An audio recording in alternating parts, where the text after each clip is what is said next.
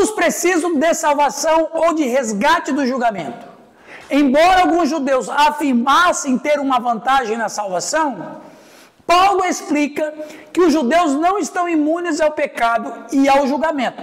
Isso é um veneno que a religião causa nas pessoas.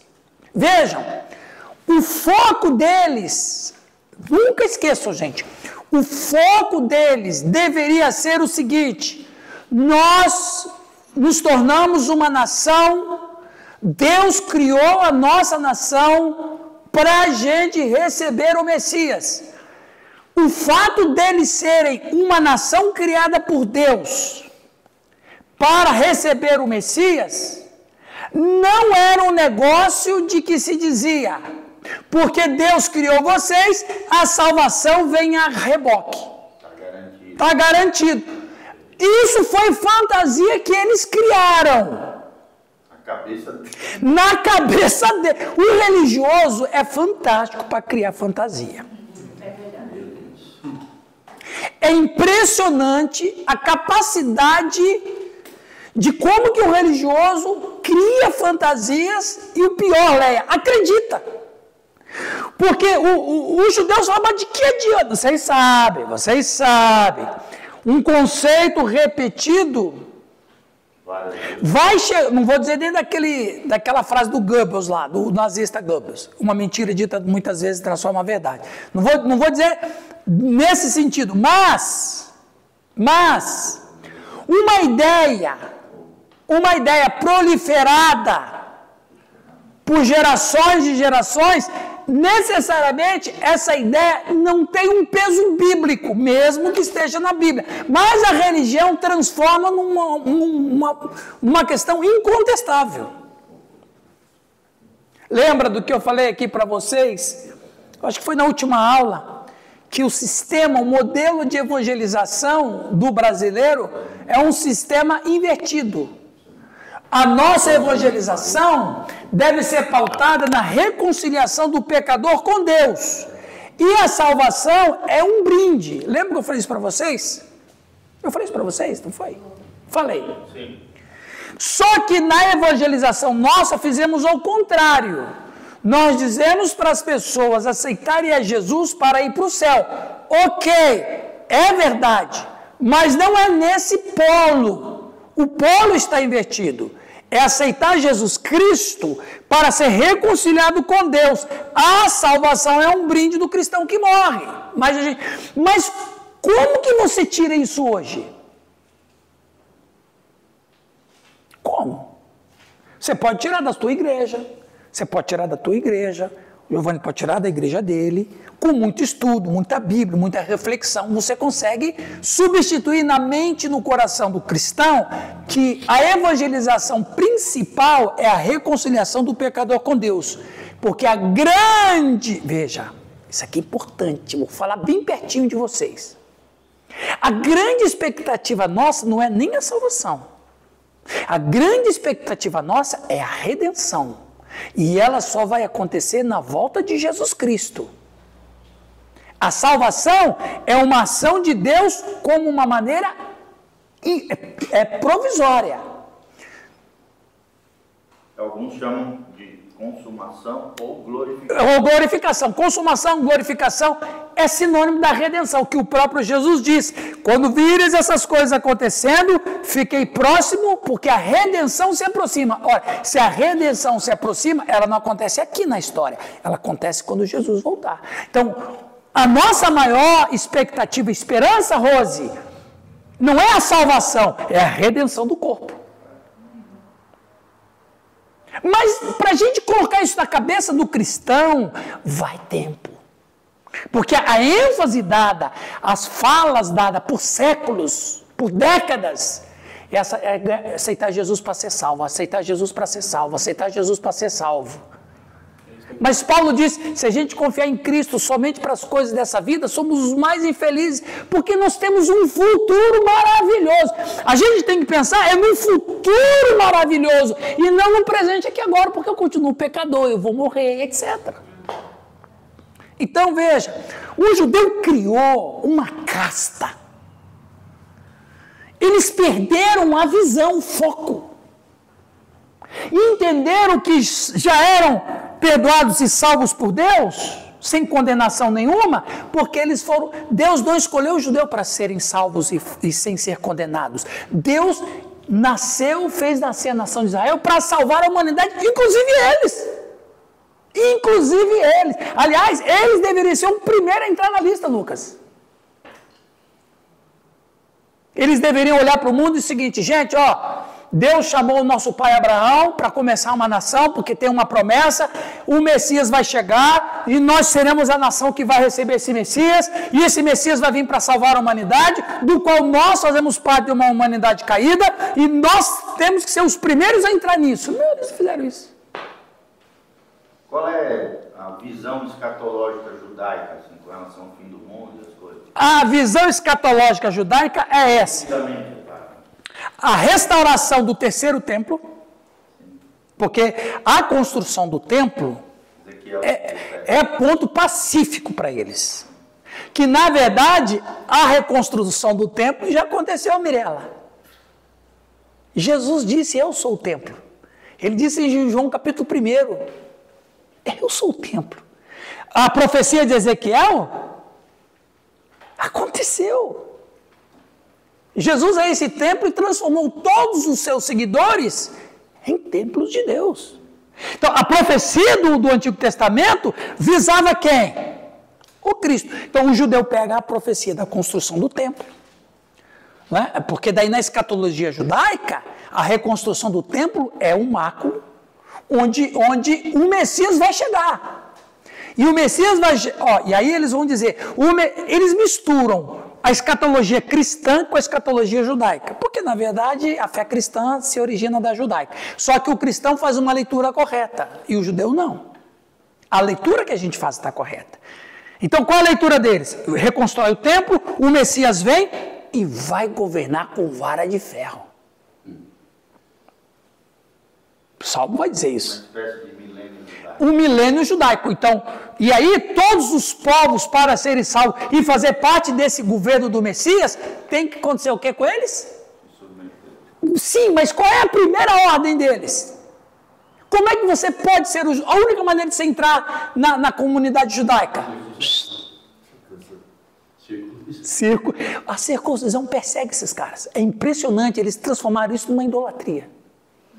Então aí todos os povos estarão submetidos ao reino messiânico, do qual só será salvo quem se tornar judeu. E a única maneira de se tornar judeu basicamente é isso aí. Então, veja. Mas creem também na ressurreição, né? Creem, mas só dos descendentes de Abraão. Só dos descendentes de Abraão, os originais. Os que vieram aí, não, é meio gentio, não dá certo, né? É meio samaritano, não vai. Não vai. Então, é o que é legítimo. O que é judeu de tradição e família, de linhagem. Como diz lá em João, Jesus discutindo com os judeus, temos Abraão que é nosso pai, do grego espermas. A Bíblia não traduz assim, né? Mas no grego fala espermas. Nosso pai é Abraão, espermas. Que é de esperma, espermatozoide. Então, para ele só é judeu via esperma. É isso que vale. Então os judeus falaram bem assim, não, nós somos, Abraão é o nosso pai. Abraão é o esperma principal, é o primeiro esperma. Todos nós viemos do esperma dele. Aí Jesus, vocês só é do diabo. Porque se vocês fossem de Abraão, vocês praticariam as obras de Abraão. Quais eram as obras de Abraão? A fé. Ponto. Mas aí é só o judeu via Abraão, viu? Que vai ressuscitar. Então. Vamos lá. Todos são salvos da mesma maneira. Então, como as pessoas se tornam justas diante de Deus? Paulo explica isso no capítulo 3, mas primeiro ele tem que responder algumas objeções. Olha lá. Que vantagem então há de ser judeu? Ou que valor há na circuncisão? Qual é o sentido de ser judeu? Então não vale nada. Então, se nós estamos condenados junto com o gentio, vamos pensar na lógica deles? Faz sentido. Nós recebemos tudo de Deus. Deus nos criou, Deus nos deu leis, Deus nos deu estatuto. Deus diz que nós somos a luz dos gentios. Deus nos confiou os oráculos, Deus nos confiou todas as coisas, Deus nos confiou Abraão, Deus nos confiou a circuncisão, Deus nos confiou tudo. Então não tem vantagem? Não, não tem. Vocês estão condenados igual o gentio. Olha o nível do sono e da hipnose coletiva que o judeu entrou. Não, então não tem sentido de ser judeu? Paulo diz, não tem. Qual é a vantagem? Paulo dirá mais sobre isso no capítulo 9. Mas aqui no capítulo 3, o seu objetivo não é explicar o quão especiais os judeus são, mas explicar que eles, assim como todos os outros, precisam ser salvos através de Jesus Cristo. Ele não vai entrar em detalhes sobre seus privilégios até que tenha explicado a sua necessidade de salvação. Ou seja, se você não entendeu a primeira página, Marcos, não vai para a segunda. Se vocês não conhecem o conceito básico, não adianta eu falar. Primeiro você tem que conhecer o conceito básico. Qual é o conceito básico? Toda a humanidade está condenada. Ponto. Qual é o conceito básico? Todo mundo está perdido. Qual é o conceito básico? Não há nenhum justo que se salve. Esse é o conceito básico. Nós também? Também. Ah, mas nós não temos tantas promessas de Deus? Calma. Não confunda as coisas. Não confunde bife lá na mesa com bife à milanesa. Não confunda. Alguém lembra nós? Sim. Aqui, ó, o Marcos vai ler. Sim, enquanto você liga aí, fala, Marcos. O extraordinário de tudo isso, Paulo, sendo judeu, isso, pregando tudo isso. Não, e não só. Que Deus deu para ele através de Jesus Cristo. Viu, pastor Sérgio? Ele sendo judeu, não. Ele sendo um judeu acima de qualquer um. Porque ele vai dizer isso, né? Pode ler lá. De acordo com esses versículos, entendemos que o apóstolo Paulo está se referindo ao fato de que a maioria dos judeus daquela época demonstrava falta de fé. Isso. Principalmente quando rejeitavam as profecias das escrituras hebraicas que apontavam Jesus Cristo, o Messias. Voltando ao que nós falamos na primeira parte, veja bem, Vânia, olha que loucura. O Messias deu prova quem ele era. Sinais e maravilhas. Mas espera aí, esse Messias está querendo mudar isso aqui. Mas o Messias vai vir para mudar mesmo. Pega lá os profetas do Antigo Testamento. O Messias vai vir para mudar tudo. Tudo. Para mudar tudo. Vai mudar para começar o culto. Inclusive, eu preparei uma mensagem maravilhosa. Vou pregar lá na igreja do Giovanni, do Sérgio ainda. João capítulo 4. A mulher no poço de Jacó. O pastor lá não me chama. Aí... Quarta agora. Hã? Não, quarta eu estou viajando, né? Ó, presta atenção. Jesus conversa com aquela mulher nos 6 primeiros meses de ministério dele.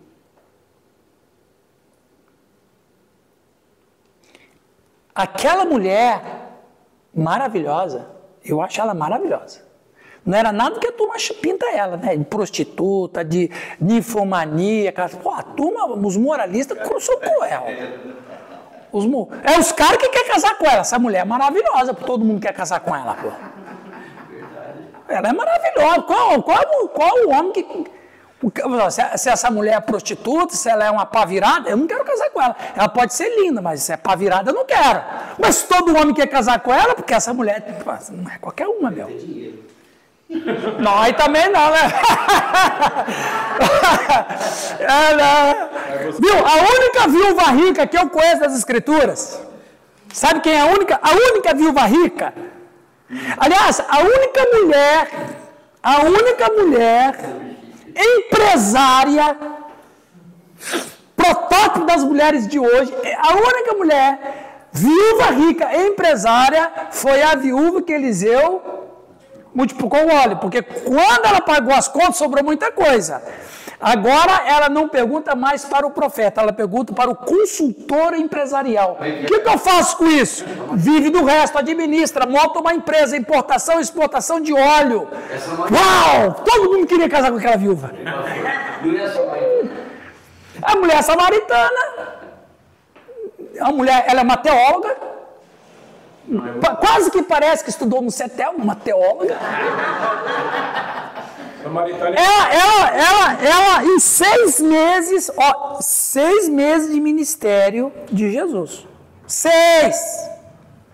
Ela obrigou Jesus a se denunciar e obrigou, na lógica, a Jesus falar o que ele vem fazer. E Jesus vai dizer para ela o seguinte: eu vim mudar tudo, eu vim mudar o culto. Eu vim mudar o culto. Não precisa mais de templo. Não precisa mais de templo. Porque o perdão de Deus vai ser encontrado em qualquer lugar onde que se estiver. Aí ela vai falar assim: não, mas perdão de Deus só é possível com a morte de um animal. Alguém tem que morrer. E Jesus vai dizer: pois é, eu vou morrer. Eu serei o perdão para sempre. Eu não vou entrar em detalhes porque eu não quero dar spoiler. Eu não quero dar spoiler. Vou pregar lá em Piabiru, não quero dar spoiler. Aí o que acontece? Jesus já fala para aquela mulher que ele veio para mudar tudo. Os profetas do Antigo Testamento já diziam: o Messias vai vir e vai mudar tudo. Tudo. Mas acontece o quê? Esse Messias veio com a proposta de mudança, que ele sabia. Jesus vai dizer isso em João 5,39, examinai as Escrituras, porque julgais ter nela a vida eterna, e são elas que testificam de mim, ou dão testemunho de mim. Moisés falou de mim, Davi cantou sobre mim, os profetas anunciaram a mim, eu estou aqui. Mas ainda assim, o judeu religioso não quis trocar a sua tradição pela, pasmem, pela palavra de Deus. A profecia era a palavra de Deus. A palavra dos profetas era uma palavra de Deus. O Messias fez exatamente tudo aquilo que a profecia disse que ia falar, mas vai de contra o que eu acreditei a vida inteira, eu não aceito. Então, o que estava de errado não era as leis de Moisés? Não, si. Não era, nunca foi. Nunca foi, as leis nunca foram erradas. A lei é perfeita. A lei do Senhor é perfeita. A lei sempre foi perfeita. Não, antigo não. Não. Antigo também para esculachar, né? Só fósseis de... Só os cristãos do período neolítico conhecem. Hoje é música church. Hoje é worship. Worship ali, ó. Ali, ó. Hoje é worship. Então veja, os caras não quiseram trocar o que Deus falou, o que Deus... Então olha como é fácil a gente ficar cego por uma coisa que a gente cria, a gente passa a acreditar nisso. Então, veja bem, de repente, a igreja está seguindo um pensamento que necessariamente não é bíblico. Mas porque foi falado, que se tornou uma verdade de bolha de sabão. Bolha de sabão. Aí as pessoas criticam os judeus por rejeitarem a Cristo, mas os religiosos... Veja, pessoal...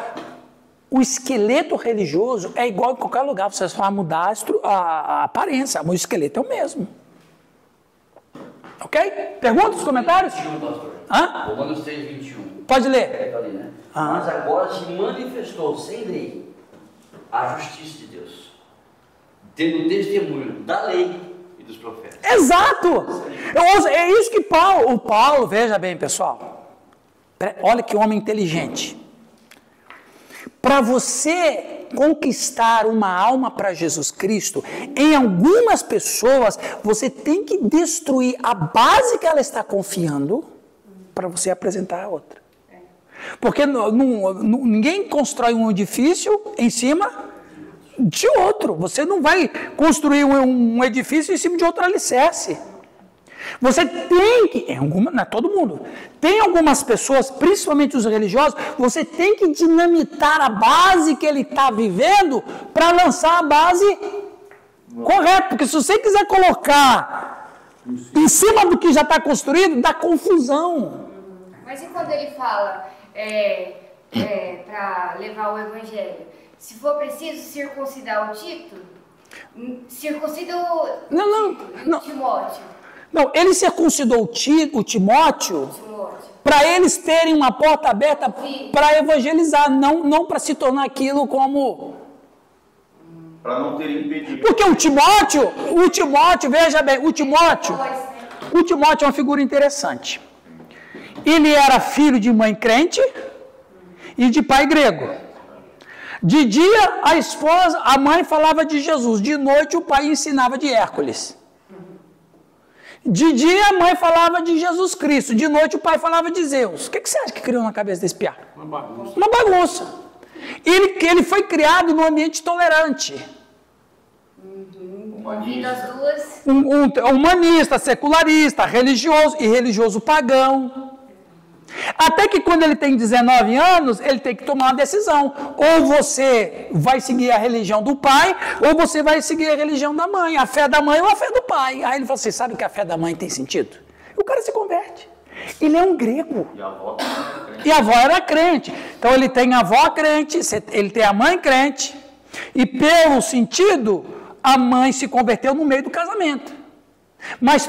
pelo menos a gente pode deduzir que o pai de Timóteo era um gente boa, porque ele não prejudicava a mãe, tanto é que a mãe exercia fé. E influencia no filho. E influenciou o filho.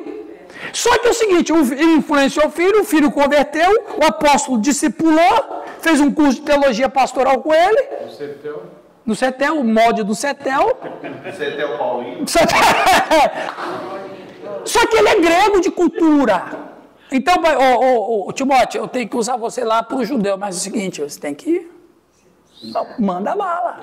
Você imagina circuncidar um cara de 19 anos, você imagina quanto sangue ele não perdeu e quantos dias ele não tem que ficar em repouso. Mas se for para ser a porta aberta para... Exato, se é para pregar o evangelho, eu faço isso. Então não tem nada, nenhuma relação. Mas foi bom você falar do Timóteo. Ó, que legal que a gente falou do Timóteo aqui, né? Boa, ótima indagação. Ele é professora. O professor tem outra cabeça. Professor é alto nível, cara. Professor é alto nível. Então veja. Olha o nível. Não, e vou te dizer.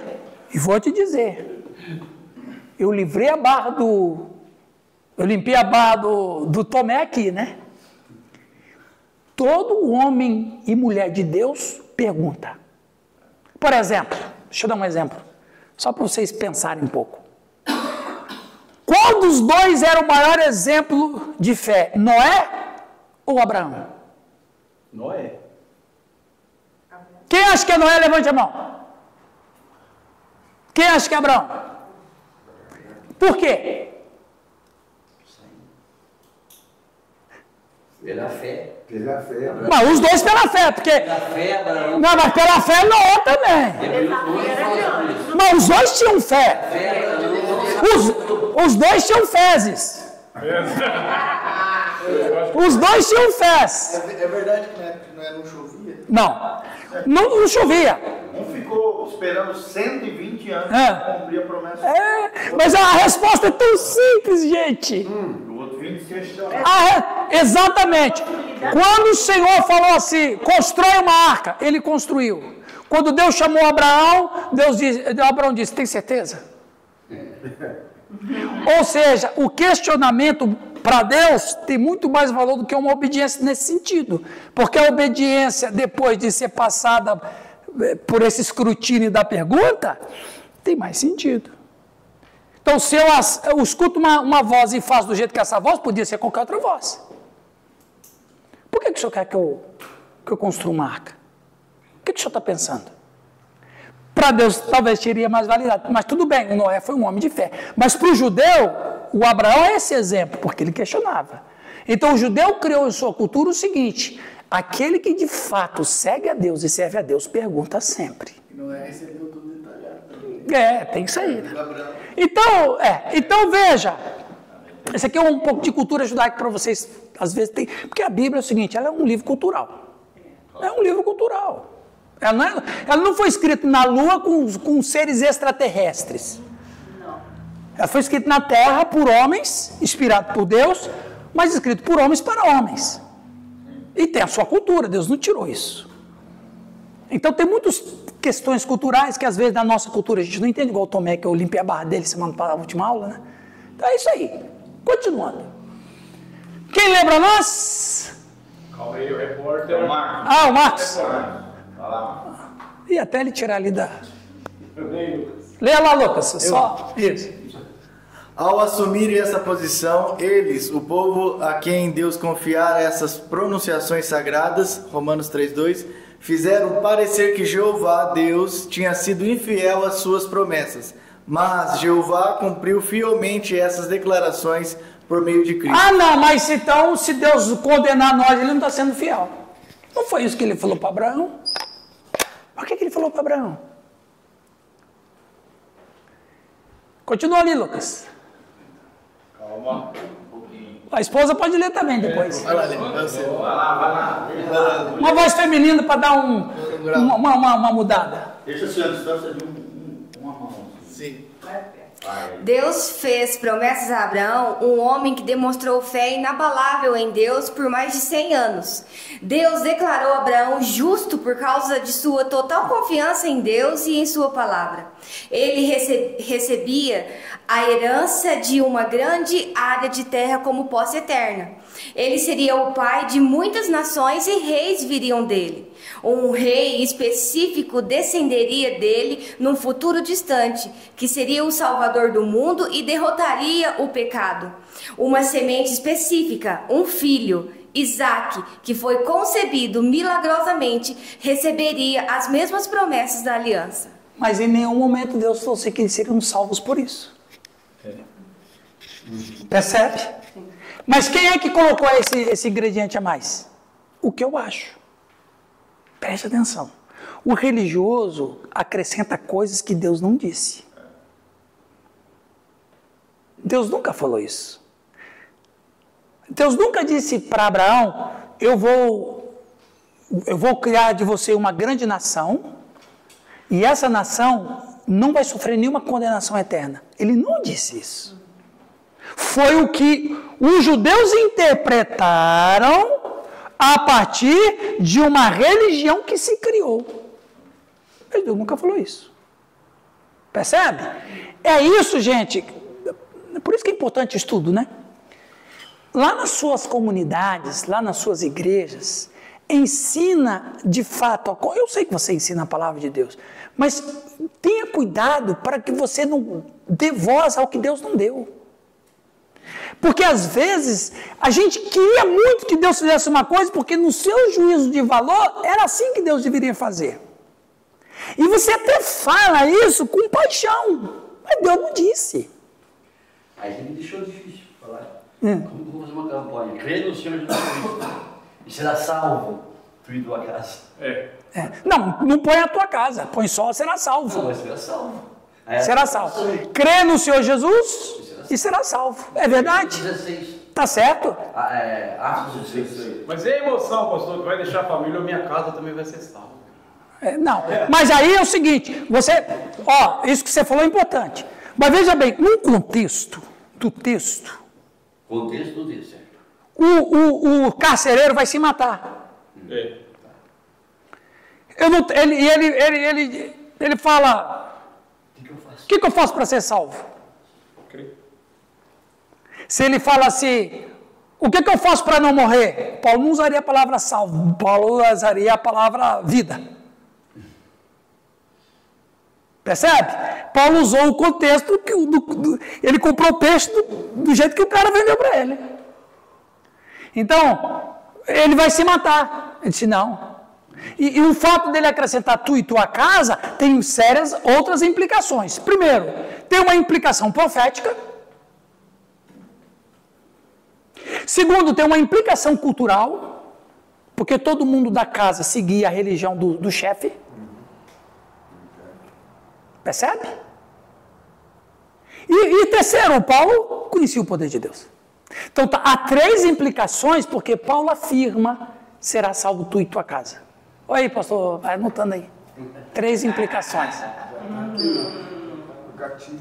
E aconteceu como ele disse? Aconteceu.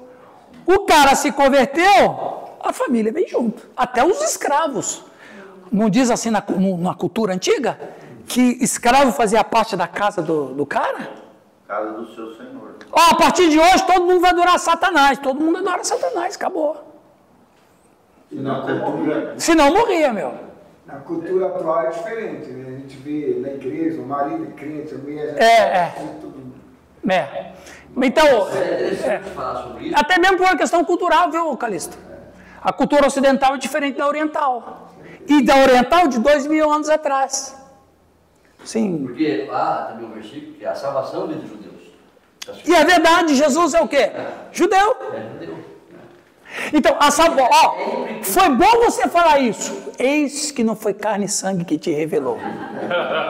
Esse menino quando crescer. Esse menino quando crescer, eu vou te contar, ninguém segura. A salvação vem dos judeus, mas não disse a salvação vem da religião judaica. Percebe? Jesus que disse isso lá para a mulher. Eis que quer me testar, varão. Eis que queres me testar. Então, a salvação vem dos judeus. Mas ele não disse a salvação vem da religião judaica. Ou do judaísmo. Ou da tradição. Ou de Abraão. Então, de fato, vem do judeu porque o judeu mais importante, o ser humano mais importante era judeu. O ser humano mais importante. Percebe? Está indo bem para vocês aí, pessoal? Também. Lá em São Paulo tem muitas assim, as igrejas que vai fazer campanhas, colocam muitas faixas. Você já imaginou? Você pôr uma faixa lá, crê no Senhor Jesus Cristo e você será salvo. Não tem emoção. Essa casa. A casa fica onde? Eu estava conversando com o pastor um dia que... Esse aqui é cheio de ideia, hein? Não, claro, mas o pastor... Você é o marketing, cara. Você é o marqueteiro do evangelho. Gospel. O pastor estava passando em frente à nossa igreja, eu estava lá. Ele parou na frente, ficou olhando e falou: rapaz, eu estava aqui pensando uma coisa interessante, igreja da família. Eu falei: mas por quê? Ele falou assim: um cara passa aqui na frente, querendo se matar. O cara olha, igreja da família, eu vou entrar aqui, foi curtinho, rápido. Mas você está lá, igreja da família, da Rebimboca, o cara vai, eu vou me matar, que é muita coisa. Aí que incentiva o cara, né? Então, vamos ali. Olha, presta atenção, pessoal. Isso aqui, eu tenho um detalhe muito especial para vocês. Quem lê para nós? Mar Porter, cabelo, negócio aqui, né, João? Aperta, só apertar o botãozinho. Aí dali para o pastor Calixto ler agora. Calixto! Vamos lá. Que é renovada. Aí outra conversa, lá. Renovada. Não, assim, Calixto. Pontinho pra frente. Isso, Assim. Não. Ao contrário. Aê, garoto. Vamos lá. De Isaac nasceria outro filho, Jacó, que também receberia aliança, e seria aquele de quem surgiria uma grande nação. Esta parte estava implícita, mas não foi mencionada especificamente a Abraão. De Jacó vieram 12 filhos, que seriam os progenitores da grande nação. Continua. Toda esta história e muito mais estava por trás das observações de Paulo, bem como a história infiel de Israel e depois de Judá, levados ao cativeiro por infidelidade a Deus ao longo da sua história nacional. Embora houvesse muitos que foram fiéis e obedientes a Deus durante suas vidas, como nação eles se sairiam muito pior. Veja bem. Isso também é outra questão importante falar. Individualmente falando, tinha muita gente crente. Lembra quando o Daniel foi para a cova dos... Quando o Daniel foi levado cativo, ele disse: Senhor, nós pecamos. O Daniel não pecou. Mas ele está falando nós quem? A nação. Ele faz parte de uma nação. Confissão. É uma confissão. Nós pecamos, nós temos afrontado a tua lei. Nós, como nação, não individual. Então uma coisa é individual. Por exemplo, você pega as igrejas do Apocalipse. Pega lá a igreja que tinha Jezabel como pastora lá. Jesus disse, viu? Aí eu fico pensando, ô glória, culto tá bom, irmã. Eu fico pensando, cara. Pelo menos tá aqui. Você sabe quem eu, quando eu estudo as cartas do Apocalipse, sabe em quem eu penso? No pastor da igreja. Como é que o pastor da igreja deixa uma mulher como aquela tomar conta da igreja? Cadê o pastor? Onde que está o pastor? Amarrado em casa. Pode ser. Então lá Jesus vai dizer assim, a igreja estava um horror. Um horror. Aí ele disse, ainda tem uns que não morreram, mas podem morrer. Então, a igreja estava um horror, mas tinha alguns irmãos que estavam firmes. Então, você tem uma coletividade, mas dentro dessa coletividade, há pedaços, há pessoas individuais que têm atitude diferente. Então, a nação como nação ruiu. Mas ali tinha aqueles que mantiveram aceso a fé e a convicção, como em Jesus Cristo, a nação, lembra? A profecia de João Batista, quando Deus chamou João Batista, o Senhor disse, endireitai as minhas veredas, mas ele não disse, procure fazer novas veredas. O que é uma vereda?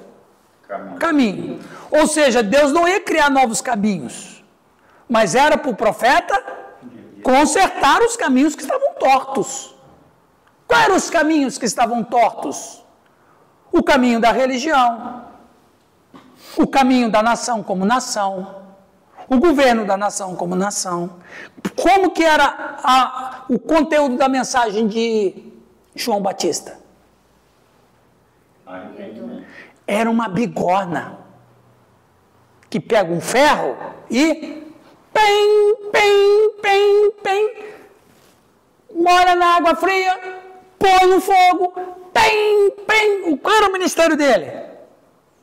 Endireitar a lâmina, deixá-la reta, porque ela estava tortuosa. Então o Senhor disse, eu não vou criar outros caminhos, mas você vai consertar esse daí. Aí a mensagem dele era que João Batista, a bigorna de Deus. Veio, pastor Sérgio. Pena que o Nilton não está aqui, né? O Nilton que gosta. Ele era a bigorna de Deus, consertando os caminhos. Então, mas necessariamente tinha gente ali, a nação se lascou, né? Mas tinha gente que acreditava no Messias. Tanto é que a fé começou lá e proliferou por lá.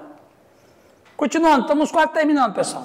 E finalmente, a maioria rejeitou e crucificou seu filho.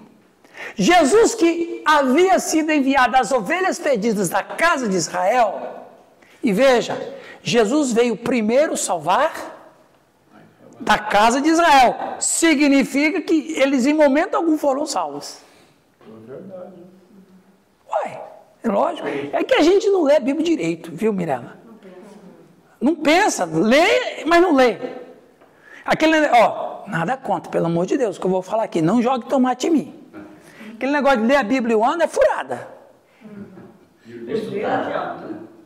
Por ler não dá para ler, mas não dá para mentir. Exatamente, você pode fazer uma leitura e dizer, li a Bíblia toda em um ano. Ok, o que você aprendeu? Pronto, lascou. É mais por orgulho. É uma cultura que se cria. Porque eu já ouvi, falar baixinho aqui só para vocês. E eu já ouvi pastores dizer, eu vou dizer uma coisa, o pastor que nunca leu a Bíblia toda, para mim não é pastor. Uau. Oxe, quem disse que eu tenho que ler a Bíblia toda para ser pastor? Agora, eu já li a Bíblia toda aos pedaços. Né? Então, aos pedaços eu li a Bíblia toda. Agora, o que vale no religioso é de Gênesis, aí é que vale. Nada contra, você pode ler a Bíblia toda em um ano, não tem problema. Como você falou, pastor Calixto, não medita. Então, Jesus disse, eu vim buscar os perdidos da casa de Israel. Não é que eles nunca foram encontrados de verdade. Eles estavam perdidos. Ele veio primeiro para os perdidos deles. Eles não quiseram. Embora muitos tenham acreditado e seguido Jesus durante o seu ministério, a maioria, influenciada pelos fariseus, escribas e sacerdotes, rejeitou e apelou à sua crucificação. Então eles crucificaram o seu Salvador e futuro rei. Eles condenaram a nação a um castigo terrível, adiados da misericórdia de Deus por uma geração, para permitir o arrependimento antes de serem implementados. E você vê que interessante.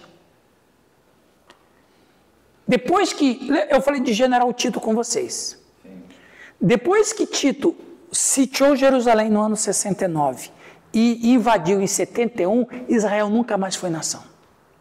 Se tornaram nação agora em 1947. 47, né? 48. 48. Se tornaram nação com bandeira e tudo agora em 1948. Mas sem rituais judaicos. Não, eles se perderam, não tem templo. Eles só têm sinagoga. Nesses últimos 2000 anos, o judeu exerce a sua... Quer dizer, o judeu que tem espiritualidade, eles exercem a sua fé através da sinagoga.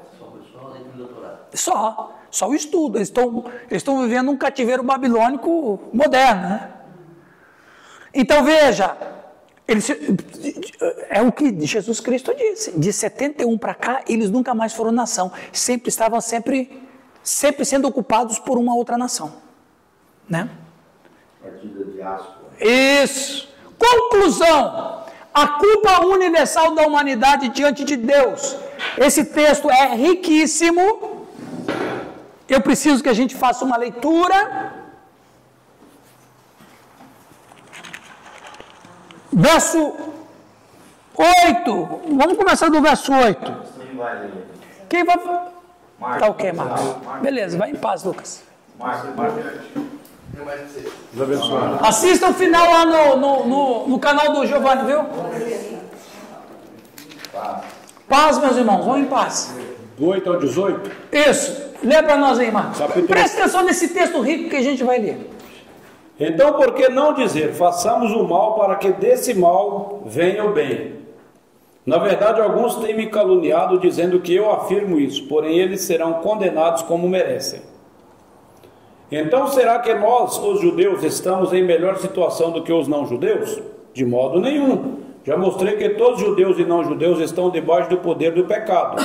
Como dizem as Escrituras Sagradas, não há uma só pessoa que faça o que é certo. 11. Não há ninguém que tenha juízo, não há ninguém que adore a Deus.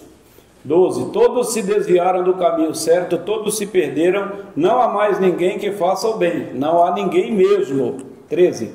Todos mentem e enganam sem parar, da língua deles saem mentiras perversas, dos seus lábios saem palavras de morte, como se fosse veneno de cobra. 14. A boca deles está cheia de terríveis maldições. 15. Eles se apressam para matar. 16. Por onde passam deixam a destruição e a desgraça. 17. Não conhecem o caminho da paz. E o 18. E não aprenderam a temer a Deus. Quem disse isso? O profeta. E não há nenhuma vez nessa profecia que o profeta exclui o judeu. Todos se extraviaram, menos os judeus. Não há quem busque a Deus, menos os judeus. Não, ele fala de uma maneira geral, universal, global. A humanidade. Mas por que eles não acreditaram nisso? Simplesmente porque não quiseram acreditar. Por orgulho. Muitas coisas. Orgulho, vaidade, crendice, dogma, cultura, tradição. Então veja, os profetas são claros, Roseli. Eles nunca incluíram o judeu no vínculo da salvação por ser judeu. Nunca.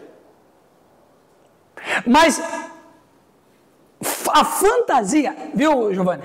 Eu fui pregar numa igreja, lá no Rio Grande do Sul, tempo atrás, né, eu fiz uma pergunta, não sei, hoje eu fico pensando se eu deveria fazer aquela pergunta. Mas pelo menos deu um choque dos caras. Não, agora convidar o pastor Herão para pregar, saudei a igreja e fiz a pergunta.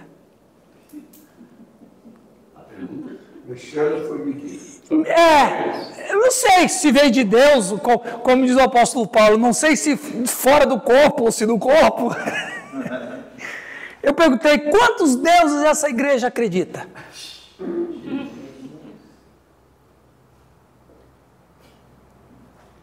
Aí ficou aquela coisa meia constrangedora, né? Olhei para o pastor, alguém falou, Jesus. Eu falei, é verdade? Porque se tem alguém que mais fabrica deuses, é o cristão. E o pior, eu fabrico o meu Deus à minha imagem e semelhança. Aí eu preguei sobre isso. Ele chocou, não, eu já cheguei com o pé no peito. Como disse, não sei se no corpo ou fora do corpo. Não sei se voltarei. Não sei se voltarei. Não sei se voltarei. Mas a verdade, vocês já ouviram? Quando o cristão fala bem assim, não, mas o Deus que eu acredito não é o Deus da Bíblia. É o Deus que ele acredita mesmo, que ele fez. Aí você veja bem, psicologicamente falando, aí doutora Léa, deixa eu invadir o seu terreno. Se o camarada teve um pai opressor, que Deus que ele está criando? Um Deus que castiga. Se eu não fizer tudo certinho, Deus vai me castigar. Se eu faltar num culto, Deus vai me castigar. Se eu não der o dízimo, eu vou bater o carro. Se o camarada cresceu num ambiente meio liberalzão, que o pai nunca corrigiu o filho, a mãe nunca deu um tapa, uma chinelada na filha, que Deus que ela criou? Deus. Que não se importa o que eu faça. Permissivo. Deus é permissivo. Quantos deuses tem numa igreja só? Qual é o motivo que muitas vezes alguém não vai aceitar a mensagem do pastor Giovanni? Porque vai chocar contra o Deus que eu acredito. Segundo a imagem que criou. Quantas igrejas tem lá na sua, quantos deuses tem lá na sua igreja? Então você percebe, nós temos igrejas dentro de uma só. Aqui o seu Deus não pune, o seu Deus pune, o seu Deus é amigo de sua filha, o seu Deus é ausente. O seu Deus não importa com o que você faça, o seu Deus é punitivo, o seu Deus é carrasco. Você percebe que teologias e dogmas criam deuses. Segundo Timóteo 4:3, você não acha isso aqui? Então. Pode ler. Amontoarão para ser doutores. Cercarão. Segundo a sua. Exatamente. Deuses conforme os seus. Não, mas o Deus que eu acredito não diz que eu posso fazer sexo à vontade. Por isso que o Kibites tem seguidor. Exatamente. Porque, não, você disse bem, obrigado por você recuperar isso aí. O Kibites está criando um Deus. A sua imagem e a sua semelhança. E aí combina com o que você falou. As pessoas vão se cercar de pessoas que falam exatamente aquilo que eu quero ouvir. E aí a gente chega no judeu e diz, por que eles não acreditaram no Messias? Porque eles criaram um outro Deus. Percebe? Olha, um indiano nos Estados Unidos foi lá fazer o seu doutorado. E o rapaz chegou para o professor dele, e a tese dele era essa: os americanos são tão idólatras, são tão politeístas como nós. Aí o orientador chegou e falou assim, isso aqui não passa. Isso aqui não passa na banca. Porque os Estados Unidos é um país cristão. Aí o rapaz falou, não, professor, deixa eu argumentar, Ele só mostrou a tese dele. A tese de doutorado dele era essa. Mas aí o professor falou, você quer quanto tempo? Me dá 3 meses. Tudo bem, você vai ter 3 meses, você monta um esboço para mim, se você me convencer, bem, mas você já perdeu 3 meses. Então, tá bom. Aí passou 3 meses, ele chegou lá para o professor apresentar, só com o professor, o orientador dele. Falei, os americanos oficialmente têm um Deus chamado Jesus, que é maravilhoso. Esse Deus aí, não tem outro Deus melhor do que ele. Um Deus que fala de amor, de perdão, um Deus que oferece segunda chance, um Deus que ama, que escuta a oração. Esse Deus aí é maravilhoso. É o Deus principal dos americanos. Mas quando os americanos vão fazer política internacional, é outro Deus que eles seguem. Quando eles vão fazer economia, é outro Deus que eles seguem. Quando eles vão falar de legislação, é outro Deus que eles seguem. Porque, professor, na minha cultura, nós só podemos fazer coisas que o Deus que a gente acredita permite. Então, por isso que na minha cultura há milhões de deuses. Para milhares de pessoas. Então, vocês americanos são como nós. Só que oficialmente, vocês só dizem que adoram um Deus. Mas na prática, na vida, no dia a dia, vocês adoram tantos deuses como nós. Então, isso nos leva a questionar a igreja. Quantos deuses você... Por isso, irmãos, que a gente tem que pregar a palavra de Deus, como ela está escrita. Como está escrita. Eu não gostei. Ótimo, é sinal de que eu preguei certo. O famoso padre... o padre... Não é que existe. Um padre famoso do século XIX, uns séculos para trás, o Feijó. Teve um padre famoso, eu esqueci. Eu acho que foi o Antônio Vieira. Ele dizia uma das raridades que um mestre católico, um padre católico diz, uma das raridades. O que é bom a gente tem que pegar. Mas tem umas pregações do Antônio Vieira que eu já li. Ele disse o seguinte, todo cristão tem que ler a Bíblia contra ele. É verdade. Eu tenho que ler a Bíblia contra mim. Porque é a única maneira da Bíblia consertar a minha vida. Me afrontar, né? Eu tenho que ser afrontado por ela. O Gerhard Gretels, um místico cristão do século XIII, ele dizia que quando o cristão lê a Bíblia, na verdade é a Bíblia que está lendo ele. Então quer dizer, ou eu acredito no que ela diz, ou eu acredito no que eu criei. E os judeus criaram. E Paulo está dizendo exatamente isso. Todos são pecadores. Esse Deus não existe. Aí ele vai dizer, seja Deus verdadeiro e todo homem mentiroso. Isso aí que você está falando é mentira. Deus nunca disse isso. Né? Olha onde a gente chega. Na construção de deuses. Vamos ter uma pregar na igreja. Aí, pastor Calixto, toma nota. Deixa eu ver que horas agora. Ixi, 10 para meio-dia. Vamos terminar aqui, gente. Vocês estão cansados. Eu sou misericordioso, eu exerço misericórdia. Cansado, com fome, com sono? Ô, louco, não. Com fome, cansado até que eu aceito, mas com sono não, meu. Quando é que nós vamos ter a próxima aula? Abra o calendário aí, por favor. Dia 30, eu estou de volta, dia 5 de maio. Pastor, vai se americanizar, 5 de maio no domingo. Então é dia 6. Dia 7. Não, dia 7. Perdão, 7.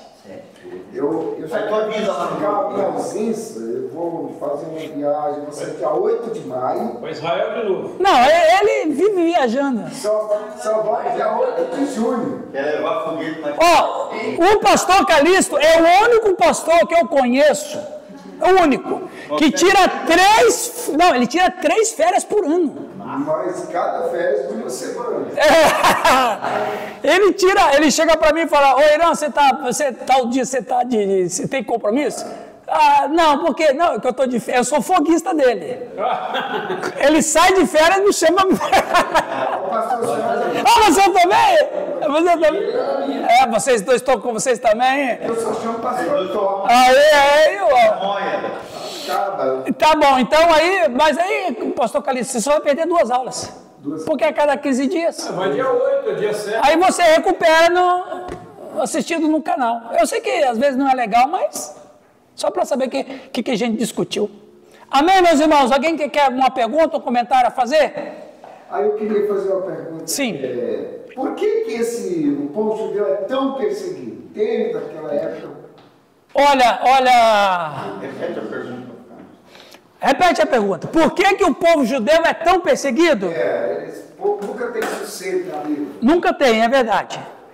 É uma razão, né? Tem uma razão, e a razão é uma: desobediência. Vocês lembram lá em Deuteronômio, quando o povo estava para entrar na Terra Prometida? E Deuteronômio significa repetição da lei.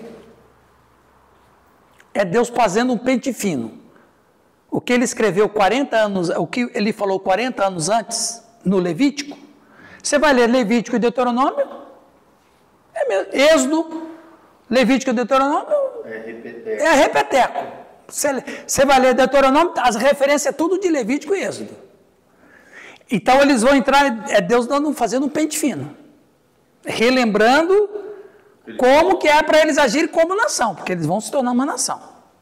Aí está lá, bênçãos decorrentes da obediência, bênçãos e maldições decorrentes da desobediência. E Deus ainda disse, por isso que Paulo vai dizer, Deus não é injusto. Eis que eu proponho a vida e a morte. Escolhe, pois, a vida.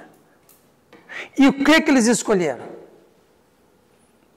A desobediência. Então, você vai observar que Israel, no Antigo Testamento, por causa da escolha da desobediência, e o próprio Deus lamenta, todo dia estendia a mão a um povo rebelde e contradizente. A duras penas, por causa da promessa que Deus havia feito, de Gênesis 3,15, a duras penas Israel conseguiu se manter em duras penas. Mas, desde que eles entraram na Terra Prometida até o nascimento do Messias, teve deportações, teve guerra civil, teve castigo, teve punição, teve Nabucodonosor, teve guerra civil entre eles, teve a Síria no norte, teve o Nabucodonosor no sul. Eles nunca tiveram paz. E nunca tiveram paz por causa de quê? Por causa da desobediência. Deus enviava os profetas, os caras matavam. Deus enviava os servos, os caras matavam. Jesus vai dizer isso. Vocês acumularam os pecados no decorrer dos séculos até que chegou o topo. Qual? Matar o Filho de Deus. Caia sobre nós o seu sangue e sobre a nossa descendência. Meu amigo, você não fala uma coisa dessa para Deus. Ali foi o ápice da dureza. Ali foi o ápice dos pecados. Então, Deus vai vendo, eles vão acumulando pecados. É isso que Jesus fala, não sou eu. Deus vai acumulando pecados, eles vão acumulando pecados no decorrer das gerações. E o clímax é matar o filho. O clímax. Jesus não estava falando disso na parábola? Dos lavradores maus? Aí, a cereja do bolo foi a automaldição. Caia sobre nós, qual era o princípio de um sangue inocente no Antigo Testamento? Por que Davi não pôde construir o templo? Porque a mão de Davi estava suja de sangue, não era sangue inocente. Era sangue de inimigo, mas era sangue. Inclusive os sacerdotes falam aquilo, né? Meu Deus, exatamente. Eles falaram em nome da nação. Então, só para terminar. Então, 30 anos depois, é Tito. Já começou. E no decorrer dos séculos, os judeus sofreram a vida inteira. Foram dispersos onde eles estavam. Aí tem a perseguição dos católicos. Por vários séculos. Então, eles vão sendo perseguidos. Hoje, o que persegue o judeu já não são mais Quem persegue o judeu hoje é o Islã. Não é mais uma nação, eu vou atacar Israel. Ninguém. O Irã agora atacou, mas o Irã atacou com que bases? O Islã. Então, quem é que quer destruir Israel? O Islã. Então, eles chegaram, e é uma profecia, só que Deus ainda protege-os por uma promessa feita a Abraão. Entendeu? Então, é por aí que vai é por aí que pela o porco. Porque a Bíblia fala assim, orai pela paz de Jerusalém, né? E Salmo, Isso. Então, nosso dever é orar e tal, mas o que eles têm passado, não passaram, né? Na verdade, pastor Calixto, o que os judeus sofrem hoje não é nem sombra do que eles sofreram no passado. Não é.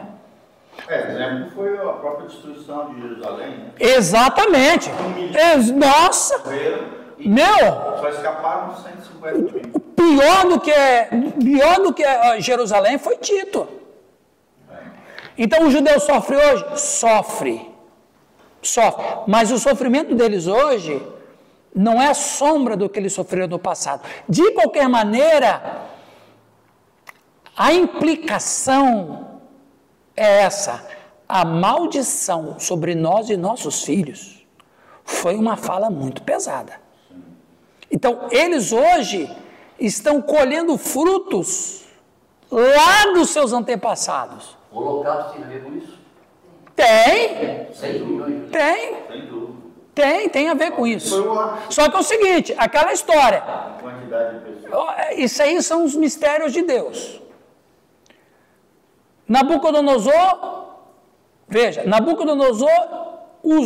Deus usou a Babilônia para punir os judeus, mas eles puniram, mas avançaram. Não era para punir daquele jeito também. E o Babilônia pagou um preço. O Hitler também foi um nesse, mas ele foi demais. Você pega os homens mais perversos da história, que perseguiram e mataram os judeus, todos eles pagaram um preço. Todos eles pagaram um preço. Na eternidade, agora na eternidade. Mas, de qualquer forma, ainda assim, o sofrimento desses judeus na mão do Hitler e na mão do Stalin, o sofrimento deles ainda não foi tão cruel quanto no passado.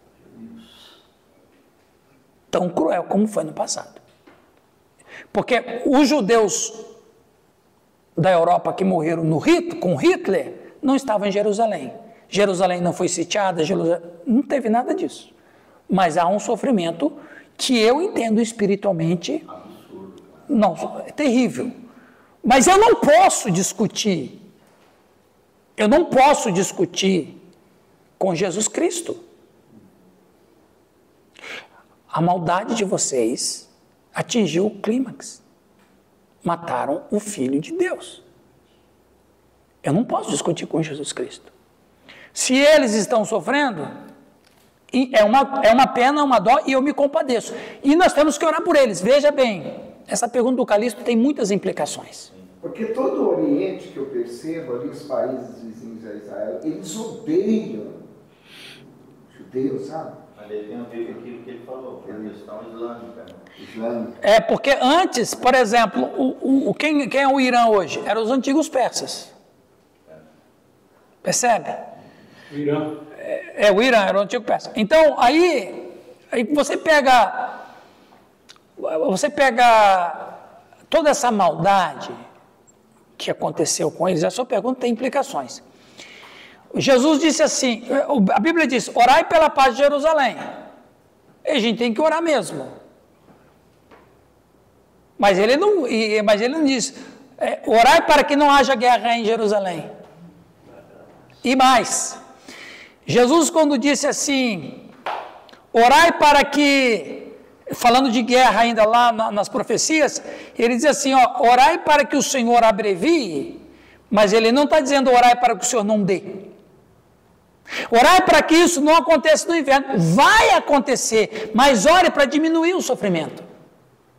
Quando a Bíblia diz orai pela paz de Jerusalém, não é uma paz eterna, pelo menos para parar aquele momento, porque vai ter mais. É como se essa orai pela paz de Jerusalém fosse uma coisa perpétua. Porque Jerusalém nunca vai ter paz. A não ser no reino do nosso Senhor. Entendeu? Aí Então, Estado eterno. essa fala, orai pela paz de Jerusalém, funciona em qualquer época. Se tem uma fala que repercute na história, é essa. Orai pela paz de Jerusalém, porque não vai ter paz tão cedo. Mas será que não é aquela paz que só consola? Como ele... Não, é no contexto de guerra, Suzy. Não, de guerra. É no contexto de guerra. Para que eles tenham paz no meio disso. Exato. Para não ter guerra, para não ter conflito. Não tem relação com salvação. Não tem. É uma questão de... Proteção do povo. Viu? Agora tem um detalhe, viu? Nenhum de nós cristãos deve julgar Israel. Pelo contrário, devemos orar por eles, porque a nossa fé, o nascedouro é lá. E o homem mais importante era judeu. E é por isso que o diabo... Quem é que está por detrás dessas religiões malignas? O diabo, né? Quem é o alvo principal do Islã? O cristão e o judeu. Por quê? Porque existe uma... Rixa. Mas existe, o cristão existe por causa do judeu. A fé judaica passou para a fé cristã. As nossas origens já é uma só. Então, ama, odeia o que vem de lá. Amém, meus irmãos?